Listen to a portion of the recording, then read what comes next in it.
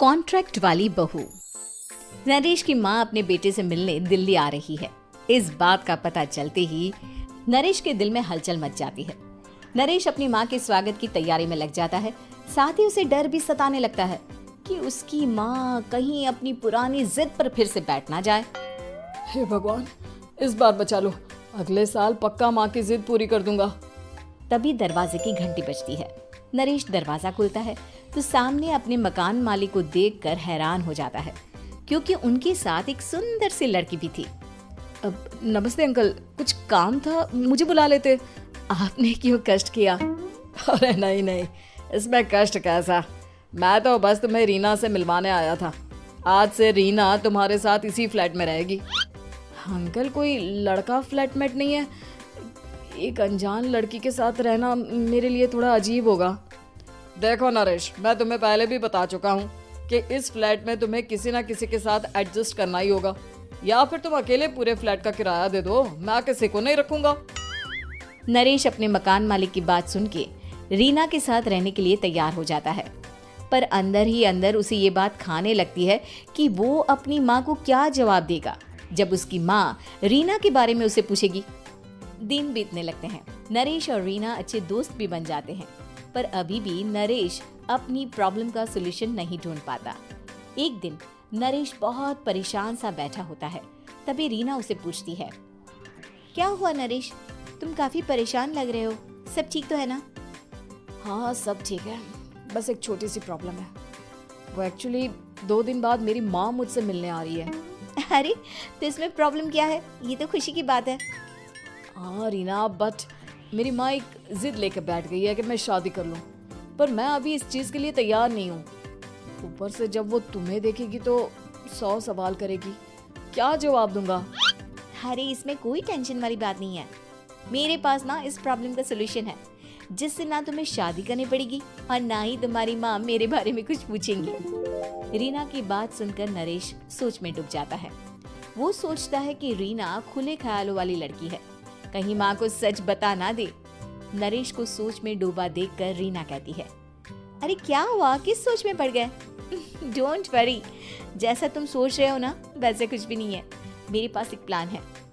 मैं कुछ समझ नहीं पा रहा हूँ, कैसा प्लान? मैं समझाती हूँ। हम ना एक कॉन्ट्रैक्ट मैरिज कर लेते हैं। फिलहाल मेरे पास जॉब नहीं है, तो तुम इस रूम का किराया दे देना जब तक तुम्हारी माँ यहाँ रहेंगी, सिर्फ तब तक। और तुम अपनी माँ से कह देना कि मैं तुम्हारी पत्नी हूँ, इससे वो मेरे यहाँ रहने पर कोई सवाल भी नहीं करेंगी। अरे बात तुम्हारी ठीक है, पर माँ से झूठ बोलना, ना ना बाबा, मैं ये रिस्क नहीं ले सकता। कोई और आइडिया दो ना तुम। देखो मंजूर हो तो बोलो, वरना सच बता दो, मुझे कोई प्रॉब्लम नहीं है। रीना की बात सुनकर नरेश सोच में डूब जाता है। बहुत सोचने के बाद जब उसे कोई रास्ता नहीं मिलता तो वो रीना के बताए हुए रास्ते पर चलने के लिए तैयार हो जाता है। वो रीना से बात करता है और अपनी माँ की पसंद और नापसंद के बारे में बताता है। रीना भी नरेश की सभी बातों को ध्यान से सुनती है, ताकि कहीं उससे कोई गलती ना हो जाए। आखिर वो दिन भी आ जाता है जब नरेश की माँ उससे मिलने दिल्ली आ जाती है। नरेश अपनी माँ को फ्लैट पर लेकर जाता है। जैसे ही नरेश की माँ फ्लैट के अंदर जाती है, रीना उसके पैर छू लेती है।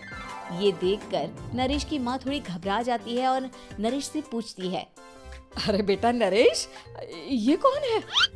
माँ ये आपकी बहू रीना है। माफी चाहता हूँ, सब कुछ इतनी जल्दी में हुआ कि आपको बता ही नहीं पाया, इसलिए सोचा कि क्यों ना आपको सरप्राइज दिया जाए। अरे बेटा, मैं तो बस तेरा घर बसा हुआ देखना चाहती थी।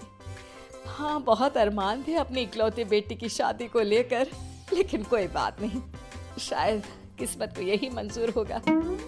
ये कहते ही नरेश की माँ रीना को गले लगा लेती है। रीना बेटिया, मेरा बेटा ना थोड़ा नादान है, पर तुम काफी समझदार लगती हो और मैं जानती हूँ कि तुम इसका बहुत अच्छे से ध्यान रखोगी। माँ आप चिंता मत कीजिए, मैं सब संभाल लूंगी। नरेश की माँ अपने बहू और बेटे के साथ खुशी खुशी रहने लगती है। दिन बीतने लगते हैं। नरेश की माँ और रीना का रिश्ता बहुत मजबूत होता चला जाता है। वो दोनों सारा दिन एक साथ रहती और खूब बातें करती। इधर साथ रहते रहते नरेश और रीना भी एक दूसरे से प्यार करने लगते हैं। दोनों को इस बात का एहसास हो जाता है, फिर भी वो इस बात को छुपा कर ही रखते हैं। एक दिन नरेश की माँ और रीना शादी के बारे में बात करने लगते हैं। रीना बिटिया, ये तो नरेश ने मुझे बिना बताए शादी कर ली, वरना मैं तो अपनी इकलौती बेटी की शादी इतनी धूमधाम से करती कि सारी दुनिया देखती रह जाती। अच्छा माँ, आप ऐसा भी क्या करती नरेश और मेरी शादी में जो दुनिया देखती रह जाती? अरे बिटिया, एक माँ के अरमान तुम अभी नहीं समझोगी।